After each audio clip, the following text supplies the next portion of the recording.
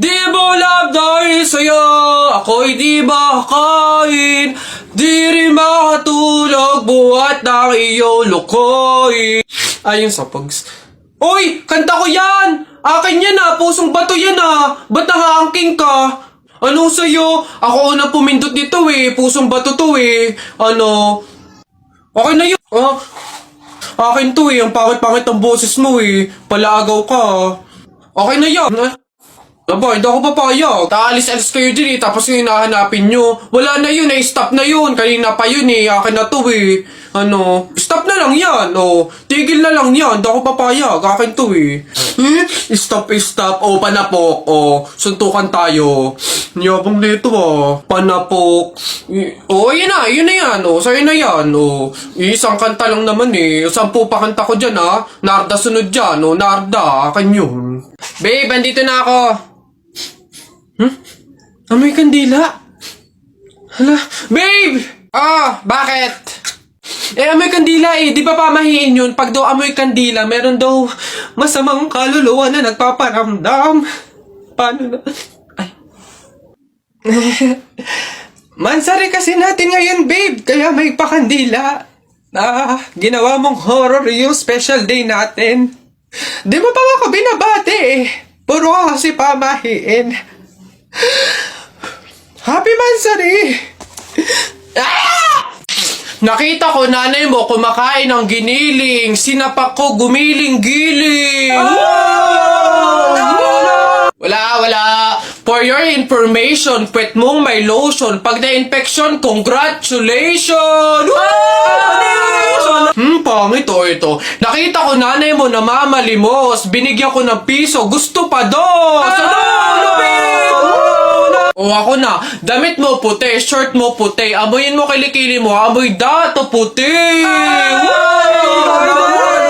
Yun na yun, o ito. Nakita ko nanay mo nasa bubong. Kung binato ko ng talong, shoot sa ilong! Sa flip, teka lang, meron pa. Hindi ako natakot sa bagyong Ondoy. Ha? Natakot ako sa nanay mong mukhang unggoy.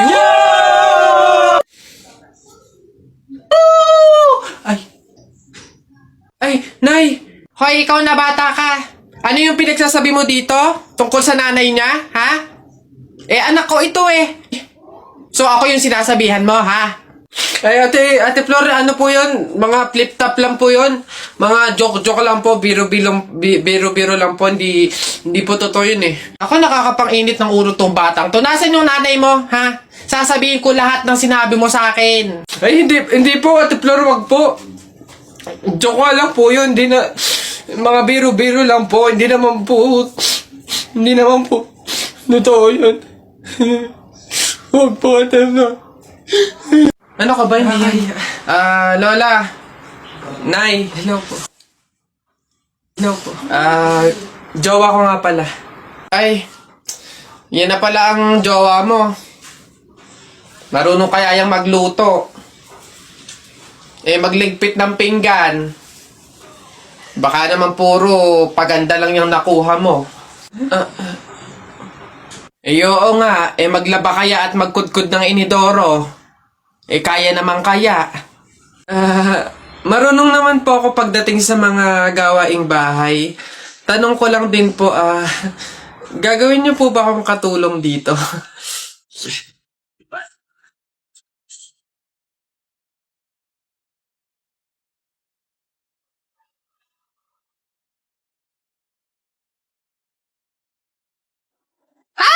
Ikaw yung patay dun sa kabilang kanto, di ba? Huwag mo ako multuhin, ibabalik ko na tong mga to. Nagbaka sakali lang naman ako, hindi naman totoo. Joke lang to eh. Ang OA mo, hindi kita minumulto, hihingi lang ako. Putik nang yung ilang araw na ako nakiga doon sa kabaong, di man ako pinapakain. Pingin ako yan. Ang kunat na naman nito. May dala ka ba dyan tinapay? Hina mo naman. Hoy Susan, yung anak mo ipagsabihan mo ha? Kung ano-anong pang-aasar yung sinabi sa akin kanina? Ha? Pang-aasar. Alam mo naman kasing bata, bakit mo pinapatulan? Anak, ano bang sinabi mo dito? Flip-top lang naman yun, Nay. Flip top lang naman pala eh. Alam mo ba ang flip top? Aba, baka gusto mo mag-sample pa ako. O eto, alam ko ulam nyo kagabi, sardinas. Binulatlat ko yung ilong mo, kita buong Pilipinas. O, ano? Aba, parang hinahamon mo ata ako ha. Hindi ako papayag, hindi porke ngayon ko lang nalaman yung flip top na yan hindi ko kaya makipagsabayan. Kala mo ikaw lang may baon. No, ito akin. Tatay mo, padre. Nanay mo, madre. Ikaw, mukhang kapre. Ano? Yabang nito, kala mo siya naman. Yun na yun. Ano ba yun? Wala namang kasakit-sakit yung mga sinasabi mo. Eto tingnan natin kung hindi ito ang ikatalo mo. Damit mo green, short mo green. Lahat ng gamit mo green. 1996, pinanganak yung mister mong bading. Wow! Ano, wala na, talo na. Ha? Masakit na yun sa'yo? Baka dito ka masasaktan, sinasabi ko sa'yo. Damit mo blue, shirt mo blue. Nakita ko yung pototoy ng asawa mo kasing liit ng bio-flu. Oh! Ano? Yabang, ano? Go na! Uwi na! Ha? Paano mo nakita? Anak, umuwi na nga tayo. Eduardo! Tao po! Tao! Ano yan? Magkano po kaya yung pansit canton? 15.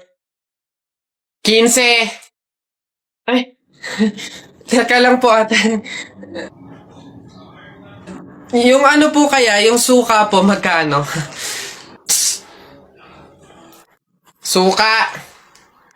10. Aray. Wait lang po ate. Nagtatanong pa lang po kasi inaabot nyo na agad.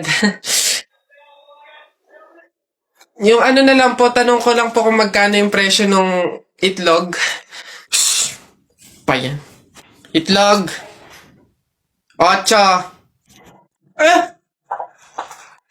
Ay! Teka lang kasi! Putik nang iyan! Iba yung nabili sa nagtatanong lang. Nagtatanong lang ako, nasa harapan ko na agad. Tapos pag hindi binili, iirap-irap kayo. Mga tinderang to. Ay, pasensya na. Magkano to lahat? Pabalot. Buti naman anak, makakalipat na tayo ng bahay. Ay, so nga nay, buti na lang makakalipat na tayo sa mas maayos na bahay. Pero may tanong ako, bakit ang daming kasabi na pamahiin daw kapag daw lilipat ng bahay at paalis na, wag na daw lilingon dun sa bahay na yun kasi may mangyayari daw masama? Bakit kaya? Nak, bakit mo ba natanong? Nay, gusto ko sanang lumingon para masulyapan yung bahay natin. Syempre, tagal na din naman natin tumira dyan, kaya napamahal na rin tayo. Bago man lang tayo umalis sana na masulyapan ulit kahit saglit. Ay, hindi anak, sige lang lumingon ka lang. Hindi naman tayo naniniwala sa mga pamahiin na yan, di ba? Walang mangyayaring masama, panigurado, promise. Sige nay. Ay! Hoy, kayong dalawa. Ay, ano? Ganon-ganon na lang yun? Aalis na kayo agad, ha? Hindi nyo pa nga tapos bayaran yung upa sa bahay Pati yung ilaw at tubig, hindi nyo pa tapos bayaran, tapos aalis lang kayo, ha? 10 yung pinapakain kong anak, tapos yung asawa ko batugan pa, tapos aalis kayo, hindi kayo magbabayad. Ang kakapal na mukha nyong lahat. Hindi ako papayag. Balik! Uwi!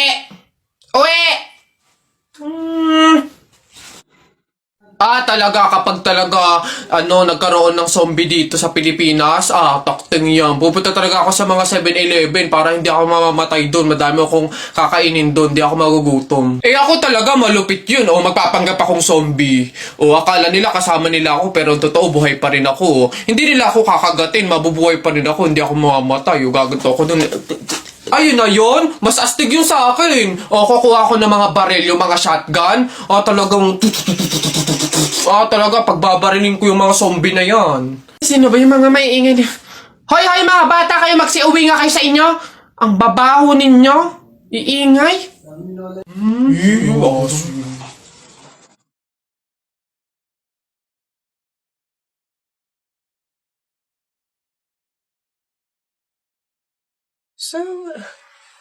Uy anak, ano yung ginagawa mo? Bakit ka dyan kumakain sa dilim ha? Alam mo, bawal yan pamahiin yan. Hindi ka daw pwedeng kumain ng pagkain sa dilim, mabubulag ka daw. Eh, paano naman na hindi ako magtatago dito sa dilim para kumain? Eh, yung mga kapitbahay natin, wala nang ginawa na, kundi humingi nila ng humingi. Oh, wala na nga rin tayo makain sa kakahingi nila eh. Naku Mare, pasensya ka na. May dumating kasing biglang bisita sa amin. Nakakahiya't wala akong maipakain. Wala pa din naman yung mister ko. At saka hindi pa nun sahod. Baka naman meron ka dyan kahit anong pagkain na pwede maipamerienda. Sige na, nakakahiya naman kasi. Oo nga naman, Mare. Ako naman, naubusan na ako ng bigas. Nakakahiya namang ulit mangutang kina Ate Telay. Gawa nga ng 3 kabang bigas na yung utang ko doon. Baka naman meron kong maipahiram man lang dyan miski 1 kilong bigas. Sige na.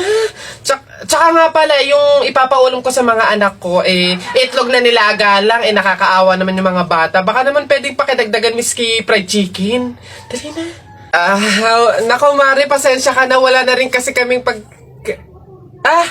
nayakin yan. Ito Mare, baka pwede na to. Pasensya na ha. Paghatian nyo na lang. Yan. Salamat Mare. Naku, babawi naman kami next live. Sige, salamat.